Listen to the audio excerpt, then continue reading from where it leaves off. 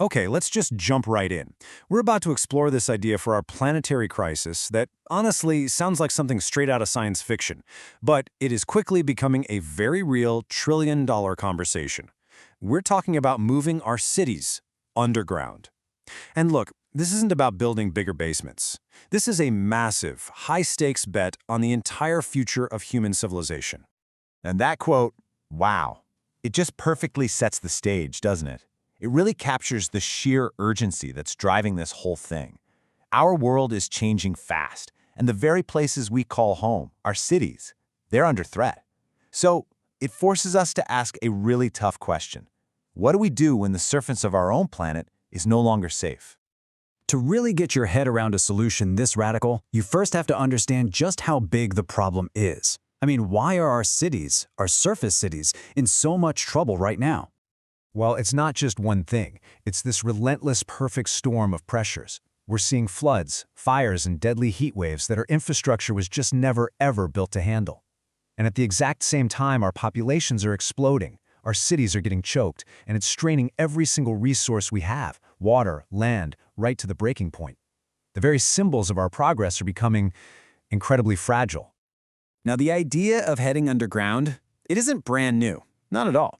Humans have been seeking shelter in the earth for thousands of years. You can look at the ancient cave homes in Cappadocia, or think about the purely practical, life-saving bunkers from the Cold War. But here's the thing. Those were always meant to be temporary. What we're talking about today is on a whole other level.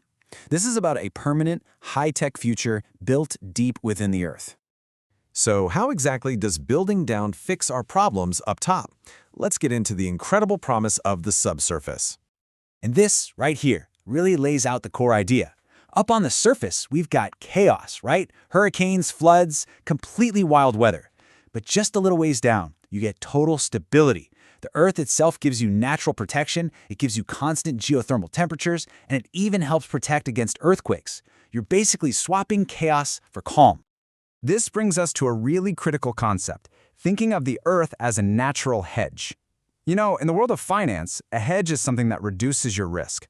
Well, in this case, the planet does all the work for you. It's a perfect passive insulator. Seriously, think of it like a free, permanent air conditioning and heating system that also lowers the city's carbon footprint to almost nothing. It's a huge win. And the benefits just keep stacking up. It's not just about safety. We're talking massive energy savings and ultimate protection. But maybe the biggest deal of all is that it frees up all that precious land on the surface. For every data center or shopping mall you build underground, you free up space above ground for parks, for nature, for housing. You literally double the usable space of a city. Of course, an idea this big, this revolutionary, it's not going to be easy. This is the part where we get a reality check. What would it actually take to make this subterranean future happen? I mean, it all sounds pretty incredible, almost too good to be true. And that's when you have to stop and ask yourself, okay, what's the catch? Because there's always a catch, right? Especially when you're talking about completely re-engineering society. And this slide, man, it just cuts right to the heart of it. The engineering challenges, the digging, the building, the life support systems, they're huge, no doubt. But with enough money and smart people, there's solvable problems. The true unknown, the real hurdle here, is us, the human challenge. Think about it. We are creatures of the sun. The psychological hit from not having natural light, from feeling closed in, it's a big deal. And yeah, technology can mimic sunlight with fancy lighting, but there is no real replacement for an open sky. So how in the world do you calculate the return on investment for something like a person's mental well-being? You can't.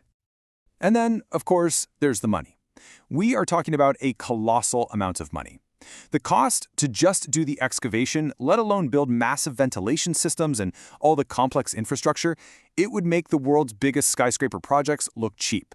This would take partnerships between governments and the private sector on a scale we have never seen before. But here's the thing.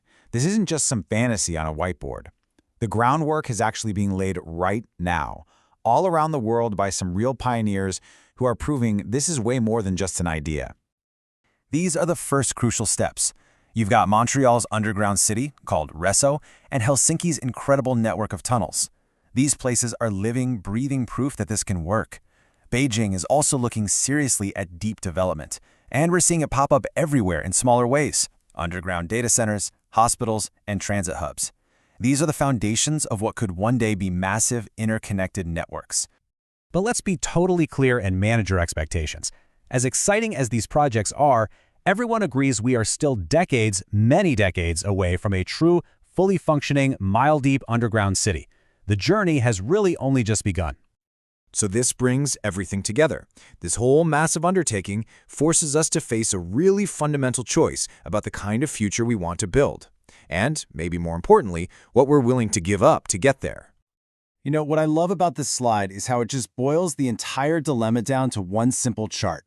It's the ultimate trade-off. On one side of the ledger, what do we gain? Unbelievable resilience, sustainability, safety.